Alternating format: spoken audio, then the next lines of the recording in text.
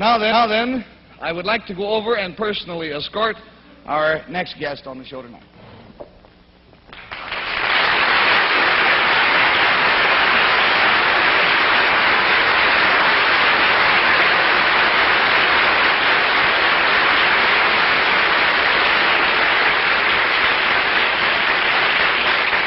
There you go.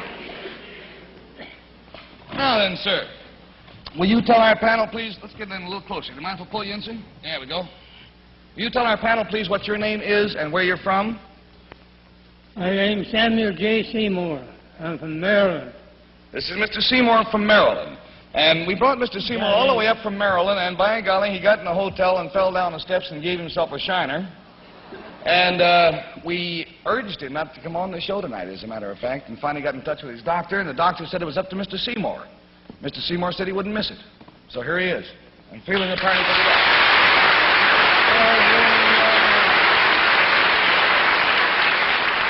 Now then, Mr. Seymour, how old are you, by the way, sir? 96. 96 years old. Now, sir, if you'll whisper your secret to me, I'm sure the folks at home would like to know what it is.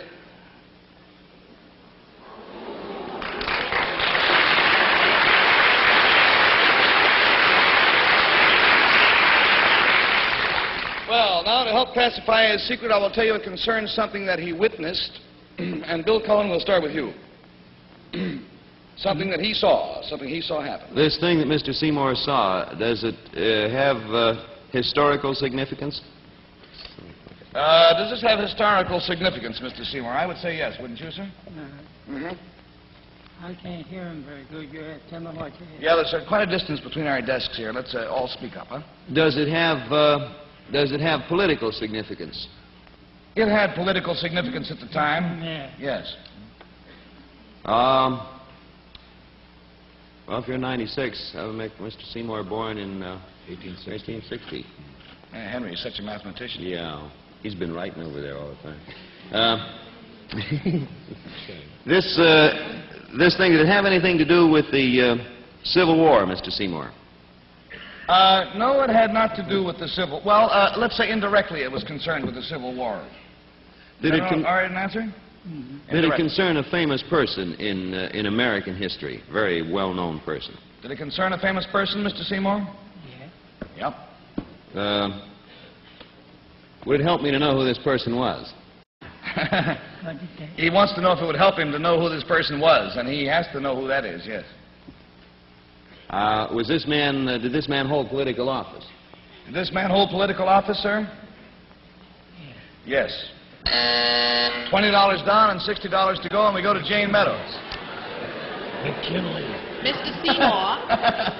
Henry is being his usual helpful self by whispering to Jane, McKinley. And I'm not listening. Mr. Seymour, would this person have ever been President of the United States? Was he ever president, this man? Oh, I think it was once. Would it have been Abraham Lincoln? It was Abraham Lincoln, yes. You witnessed something to do with Abraham Lincoln. Was this a pleasant thing? Was it a pleasant thing you saw, sir? Not very pleasant, I don't think. I No. was scared to death over it. He said, no, he was scared to death. Would it have had anything to do with the President Lincoln's death, by any chance? Unfortunately, yes. Did Mr. Seymour witness the shooting of President Lincoln?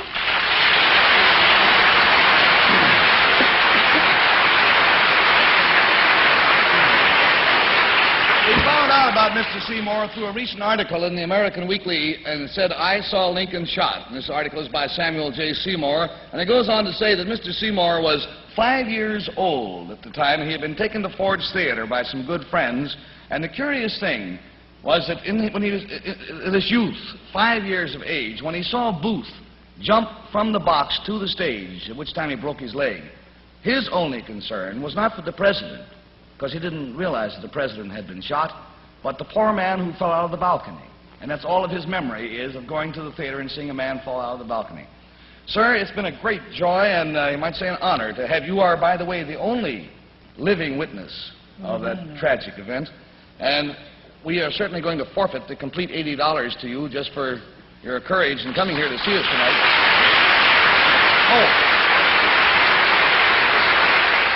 And I told him before the show, I said, I'm going to give you a carton of Winston's, and Mr. Seymour said, I don't smoke cigarettes. So he smokes a pipe. So we have crossed the bounds tonight, and we're giving him a can of Prince Albert pipe tobacco instead. Okay?